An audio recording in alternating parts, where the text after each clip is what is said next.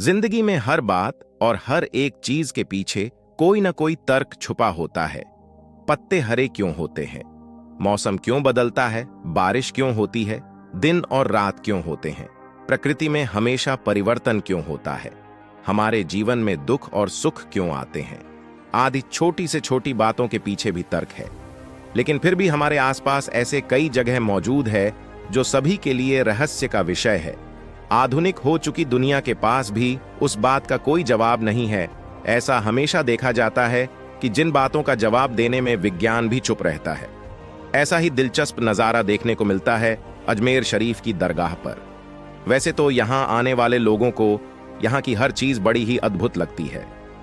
दरगाह अजमेर शरीफ का भारत में बड़ा महत्व है।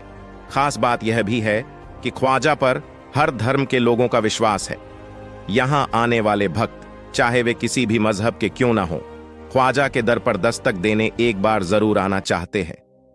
तारागढ़ पहाड़ी की टहलटी में स्थित बंदरगाह शरीफ वास्तुकला की नजर से भी बेजोड़ है। यहां ईरानी और हिंदुस्तानी वास्तुकला का सुंदर संगम देखने को मिलता है। दरगाह के आसपास कई अन्य ऐतिहासिक इमारतें भी स्थित हैं। वहीं कुछ कदम की दूरी पर चट्टान के पास हवा में तैरता हुआ पत्थर सभी के लिए उत्सुकता का विषय बना हुआ। इस पत्थर से जुड़ी खास बात यह है कि बिना किसी के सहारे के यह पत्थर जमीन से 2 इंच की दूरी के साथ ऊपर उठा हुआ है। इसे देखने के लिए लोग देश विदेश से आते हैं।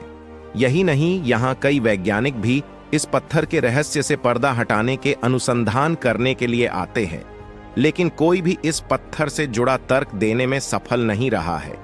कई लोग इस पत्थर से जुड़ी बहुत सी कहानियां बताते हैं। एक कहानी के अनुसार ख्वाजा साहब ने अपने मानने वाले एक फरियादी को इस पत्थर से बचाया था। यह पत्थर तेजी से उस फरियादी की ओर बढ़ रहा था। यह देखकर उस फरियादी के होश उड़ गए। इस पर उसने सच्चे मन से ख्वाजा साहब को याद किया। तभी अचानक चमत्कार हुआ और देखने वो पत्थर हवा के बीचों बीच रुक गया। इस तरह से वो पत्थर हमेशा के लिए भक्तों के खास बन गया। ज्वालामुखी से निकलने वाले लावा जब ठंडा होकर जम जाता है तो इस तरह के पत्थरों का निर्माण होता है। तेज तापमान और उच्च दाब की वजह से ज्वालामुखी से काफी तेजी से लावा निकलता है। इसका तापमान लगभग 1500 डिग्री सेल्सियस होता है। इतना गर्म लावा जब हवा या समुद्र के पानी से मिलता है तो कोल्ड शॉक की स्थिति बनती है।